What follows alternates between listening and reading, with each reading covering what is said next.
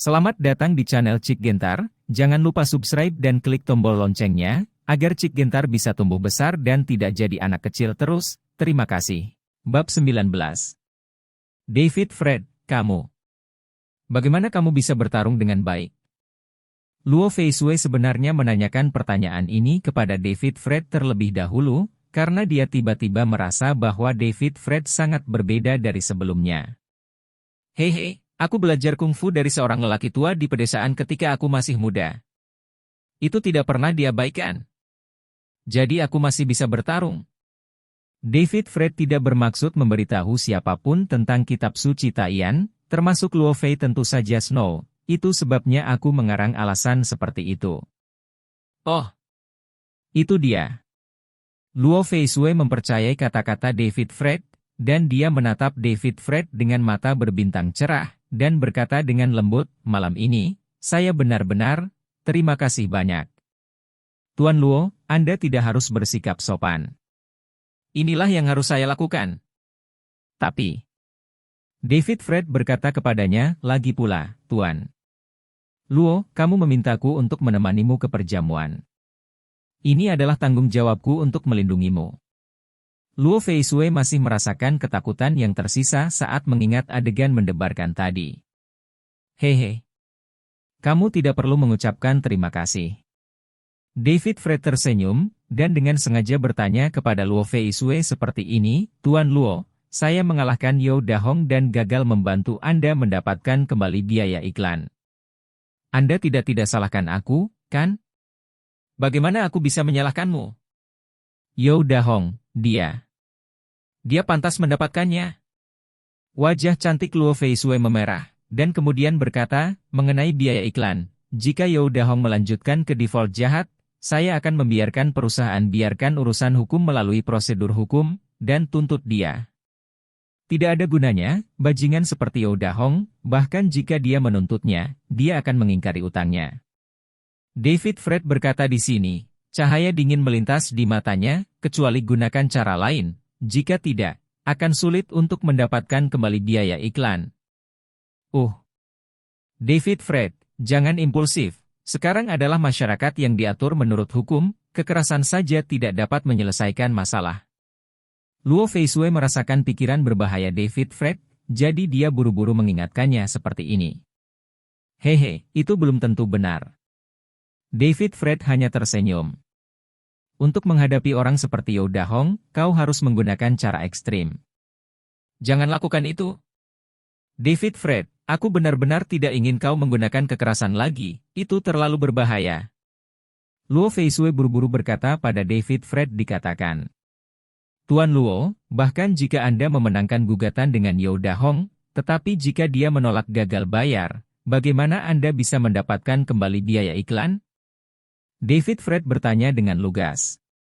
Ya. Pokoknya, aku akan menemukan cara untuk menyelesaikan masalah ini. Luo Feisue ragu sejenak, tetapi berkata kepada David Fred dengan wajah khawatir, David Fred, sebenarnya aku mengkhawatirkanmu. Karena You Dahong milik kepada Fentong Man, Fentong ini adalah gangster yang sangat kuat di Jianbei. Jika kamu menyakiti You Dahong, dia pasti akan memberitahu Fentong dan membalas dendam padamu. Bahkan jika Fentong keluar secara pribadi, aku tidak takut padanya. David Fred menjawab dengan tenang. Sejak David Fred mempraktikkan kitab Taiyan, fisiknya telah sangat berubah dan kekuatannya meningkat pesat. Dia bukan lagi orang biasa. Pengawal kuat You Dahong seperti semut di depan David Fred, jadi David Fred keadaan pikiran benar-benar berbeda dari sebelumnya. David Fred, ini bukan pertanyaan apakah kamu takut atau tidak. Aku tahu kamu bisa bertarung. Tapi dalam masyarakat modern, tidak peduli seberapa keras kamu bertarung, kamu tidak dapat menahan peluru. Luo Feisue sangat khawatir bahwa David Fred bertindak atas kehendaknya, jadi dia berkata kepadanya dengan serius, tidak jarang karakter seperti Fentong memiliki senjata. Selain itu, dia kaya dan berkuasa, dan dia selalu bertindak kejam. Jika dia benar-benar menginginkannya berurusan denganmu, kamu akan mendapat masalah. Jadi saya pikir Anda mungkin juga meninggalkan Jianbei untuk sementara waktu dan pergi ke tempat lain untuk menghindari pusat perhatian. Tidak perlu. Saya benar-benar tidak takut pada Fentong. David Fred menggelengkan kepalanya, dia tidak bisa memberitahu Luo Feisue rahasianya, jadi dia hanya berkata kepadanya seperti ini, jika Fentong benar-benar datang kepadaku, aku akan membiarkan dia memuntahkan biaya iklan yang harus dibayarkan oleh Hyo Dahong ke perusahaan kami. David Fred, kamu tidak bercanda, kan? Luo Feisue segera mengungkapkan ekspresi tidak percaya ketika mendengar ini. Aku serius, aku tidak bercanda. David Fred menjawab. Kalau begitu bisakah kamu memberitahuku, apakah ada cara agar Fentong melakukan itu? Melihat David Fred, Luo Feisue benar-benar tidak terlihat bercanda, dan bahkan terlihat percaya diri. Dia merasa sangat ingin tahu, jadi dia tidak bisa membantunya bertanya lagi. Tentu saja aku punya caraku sendiri, Tuan Luo, jangan banyak bertanya. David Fred tersenyum misterius, dan tidak memberitahu Luo Feisue apa yang dia pikirkan. Tapi aku masih ingin tahu. Melihat David Fred seperti ini, Luo Feisue menjadi semakin penasaran. Mau tidak mau ingin memecahkan casserole dan menanyakan akhirnya. Bagaimana dengan ini, Bos Luo, aku akan bertaruh denganmu. David Fred mengubah topik pembicaraan, dan kemudian berkata kepada Luo Feisue. Taruhan? Apa yang ingin kamu pertaruhkan denganku? Luo Feisue terkejut. Pasti aku bisa membantu perusahaan mendapatkan kembali biaya iklan. David Fred berkata kepada Luo Feisue. Kamu benar-benar ingin mempertaruhkan masalah ini denganku? Luo Feisue sedikit tercengang, dia tidak bisa mengerti mengapa David Fred bertaruh dengan dirinya sendiri tanpa bisa dijelaskan. Tentu saja. David Fred menatap Luo Feisue, Bos Luo, itu tergantung apakah kamu berani bertaruh denganku. Aku bisa bertaruh denganmu. Tapi apa yang ingin kamu pertaruhkan denganku? Luo Feisue masih merasa sangat penasaran. Ya, karena ini taruhan, mari kita tetapkan tenggat waktu. Hanya dalam waktu seminggu. Jika saya tidak dapat mengembalikan biaya iklan, bahkan jika saya kalah, saya akan mengambil inisiatif untuk mengundurkan diri dan pergi. Tetapi jika saya menang, Tuan Luo, kamu harus memberiku hadiah. Kata David Fred kepada Luo Feisue. Tentu saja, hadiah apa yang kamu inginkan? Luo Feisue bertanya padanya. David Fred awalnya ingin meminta bonus, tetapi ketika dia melihat wajah cantik Luo Feisue dan sosok yang menarik, hatinya diam-diam tergerak, dan dia berkata dengan cara yang aneh, Selama Tuan Luo bersama aku oke. David Fred, bagaimana kamu bisa melakukan ini? Luo Feisue langsung tersipu saat mendengar itu, dan dia menatap David Fred dengan tajam, aku benar-benar tidak mengharapkanmu untuk melakukannya. Jadilah orang seperti itu? Tuan Luo, jangan salah paham. Melihat reaksi Luo Feisue seperti ini, David Fred tahu bahwa lelucon itu serius. Jadi dia segera menjelaskan, maksudku, jika aku menang, Tuan Luo, tolong traktir aku makan malam, hanya makan. Apakah permintaanmu sesederhana itu? Luo Feisue menatap David Fred dengan mata indah terbuka lebar dan bertanya.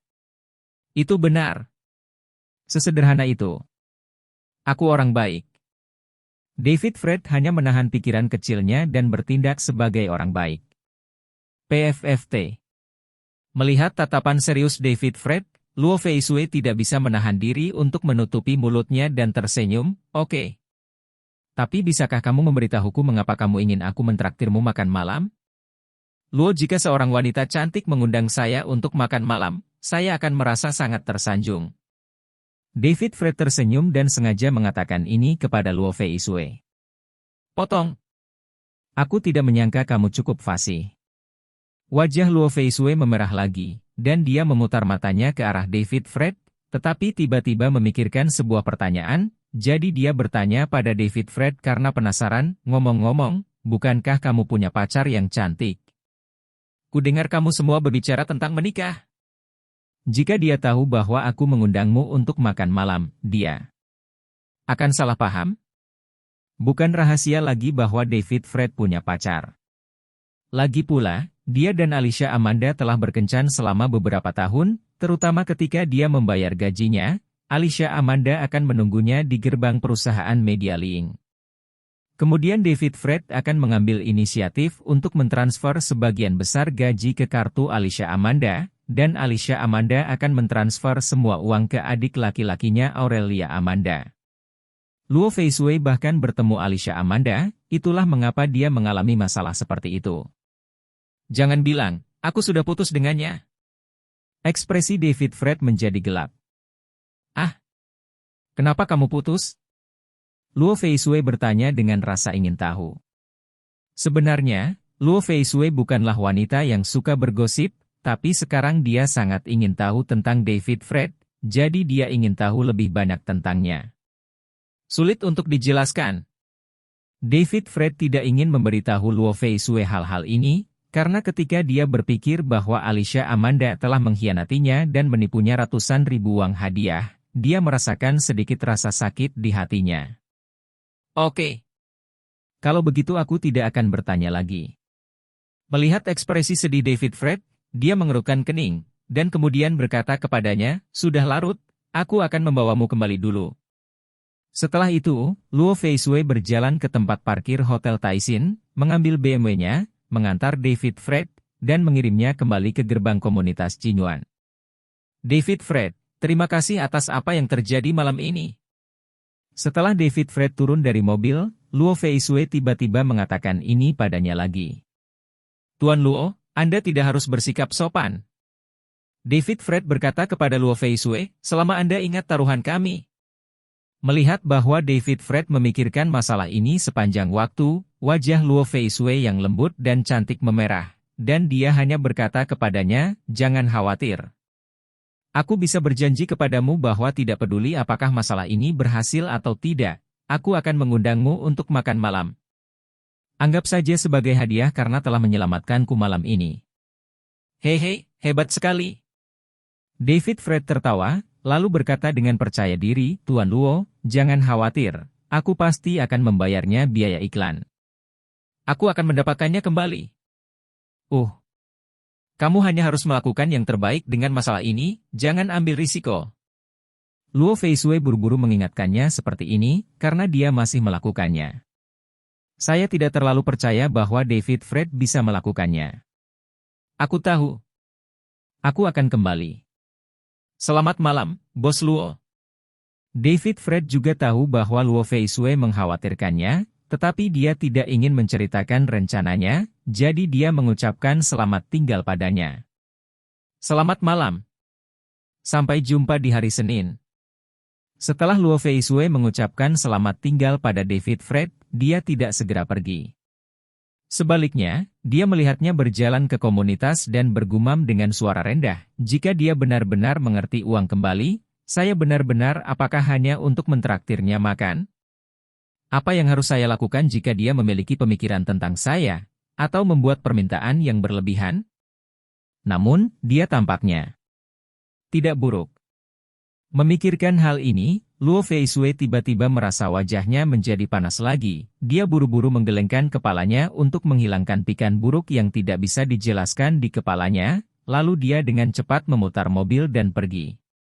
Setelah David Fred kembali ke kediamannya, dia memasuki kamar tidur, berbaring di tempat tidur dan ingin istirahat, tetapi tidak bisa tidur.